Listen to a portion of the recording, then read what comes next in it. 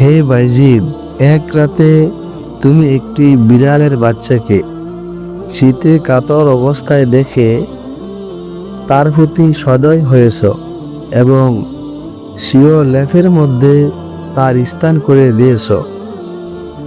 আসসালামু আলাইকুম ওরহমতুল্লাহি ওয়াবারাকাতুহু। হযরতে বাইজিদ বুস্তামি রহমতুল্লাহি আলাইয়ের ঘটনা।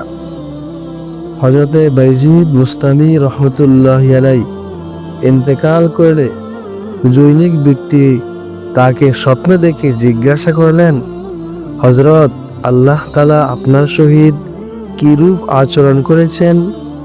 তিনি জবাবে বললেন, আল্লাহ তাআলা আমাকে জিজ্ঞেস করেছেন, হে বাইজিদ, আমার জন্য কি নিয়ে এসেছ?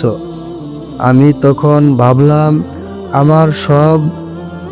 আমার তো সবই ত্রুটিযুক্ত আমল, তাই ওইগুলি উল্লেখ করা অনর্থক।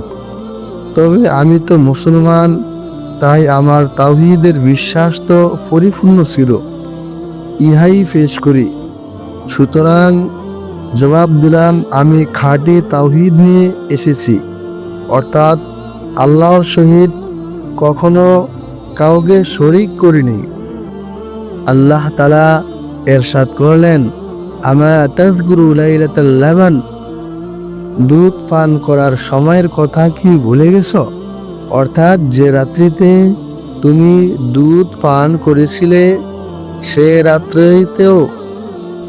রাত্রিতেও কি তোমার মাঝে শিরিক ছিল না?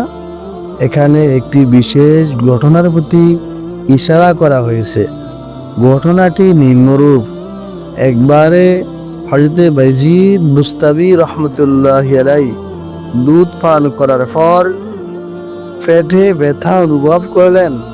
ব্যথা চরমে উঠলে তিনি এক পর্যায়ে বললেন, দুধ পান করার কারণেই পেট ব্যথাটা হলো, তাই এ কারণেই আল্লাহ তাআলা তিরস্কার ও ধমক প্রদান করে বললেন, তুমি দুধকে ব্যথার কারণ বানিয়েছ, অথচ দুধের পেট খারাপ করার কোনো ক্ষমতা নাই।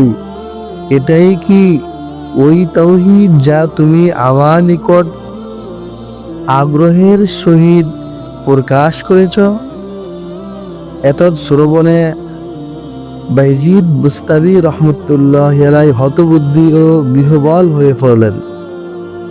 বাইজিদ বুস্তামি রহমতুল্লাহি আলাইহি আরজ করলেন, এলাহি, আমার নিকট কিছু নাই, আর কোনো আমল বাকি নাই। আল্লাহ তাআলা ইরশাদ করলেন, হ্যাঁ, এখন তুমি সঠিক পথে এসে গেছো। কাজেই এখন আমি তোমার এমন এক আমলের বিনিময়ে নাজাত দিব যা তোমার কল্পনায়ও নাই যে এর বিনিময়েও জান্নাত হতে পারে। আমলটি হলো, এক রাতে তুমি একটি বিড়ালের বাচ্চাকে শীতে কাতর অবস্থায় দেখে তার প্রতি সদয় হয়েছ এবং স্বীয় লেফের মধ্যে তার স্থান করে দিয়েছ। সে বিড়ালের বাচ্চাটি আল্লাহর নিকট দোয়া করল, হে আল্লাহ, এ ব্যক্তি যেভাবে আমার শান্তির ব্যবস্থা করল, তাকেও তুমি তেমনি ভাবে চির প্রশান্তি দান করো। সুতরাং যাও, আজ ওই বিড়াল ছানার দোয়ার বদলতেই তোমায় আমি ক্ষমা করে দিলাম। শিক্ষণীয় বিষয়, প্রকৃত পক্ষে কোনো আসবাব জিনিসপত্রের নিজস্ব কোনো ক্ষমতা নেই কারো উপকার করা বা ক্ষতি করার। এসব শুধুমাত্র আল্লাহ তাআলারই ক্ষমতা ও প্রভাবের অধিকারী আল্লাহ তাআলাই, এবং প্রত্যেক প্রাণীর প্রতি সদয় হওয়া